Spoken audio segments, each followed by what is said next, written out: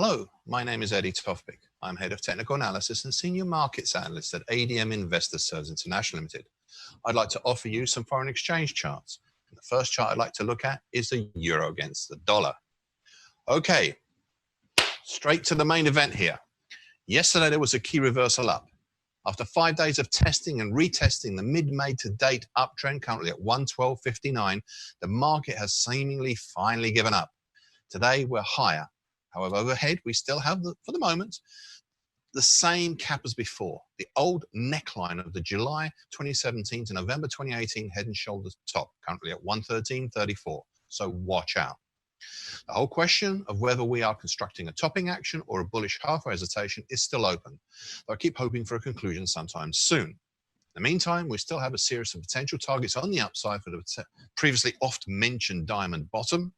The first potential is at target X at around 116.75, with a further fuller potential in target X1 in the 117.25 area. We also have a potential target X3 on the upside in the 116.65 area. This would only work if we see the whole of the last few weeks act as a possible bullish halfway hesitation. There's a long way to go and many things can happen which may derail the move up from the diamond bottom pattern. Just watch out for that bullish halfway hesitation and just in case, topping action. Next chart to look at is cable, aka sterling against the US dollar. A second bullish white soldier here yesterday as the market continued its bounce up and away from the big 50% Fibonacci line for the March move at 123.01. This time the market punched up through and closed over both the short medium moving average, currently 124.14, and the medium moving average, currently 124.55. Today we're higher still, moving up over the lesser Fibonacci level at 125.13. There is some congestion further overhead, but it is seemingly not that strong. That is until we reach the long moving average, currently 126.94. The next chart to look at is euro against sterling.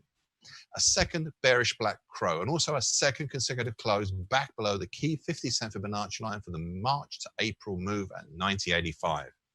Prices dropped as far as the combination of the short moving average, currently at 90.11, and the lower time, currently 90.09 of the big February to March bullish shift pitchfork.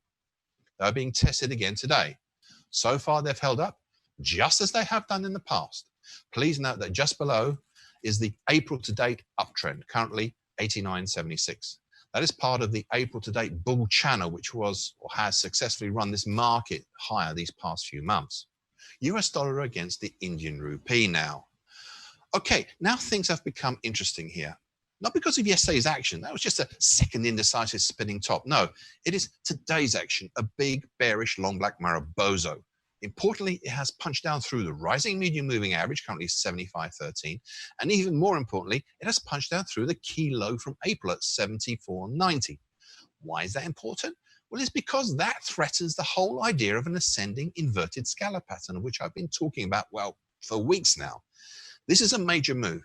It needs to be confirmed in the next couple of days, and that means confirming with closes below 74.90 level. After that, the ascending inverted scallop pattern will be retired. So watch carefully as the next move may be a topping action. The next chart to look at is the US dollar against the Brazilian real. A bearish long black Maribozo yesterday. Interesting because it sliced through the combination of the short stroke medium moving average at 541.16, the recent 50-cent Fibonacci line at 539.29, and the neckline currently 533.52 of the reverse head and shoulders pattern formed over late May to late June. Through all of them as if they were never there, which is a surprise given how they held up the market earlier in the week. This bearish move has, or was generated, I suppose, in hindsight, unsurprisingly, by the old bump and run trend line, currently 551.47. It just goes to show the bump and run as a pattern may be dead, but the trend line that generated it is still strong, or awkward, depending on your point of view.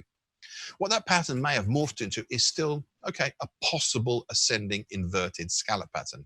A sign of this was how the market fall was finally held up by the big March to May 50% Fibonacci line of 530.54. Let's see how that 50% Fibonacci line fares today under pressure. Well, that about wraps it up for today. So good trading and stay safe in the markets and in real life.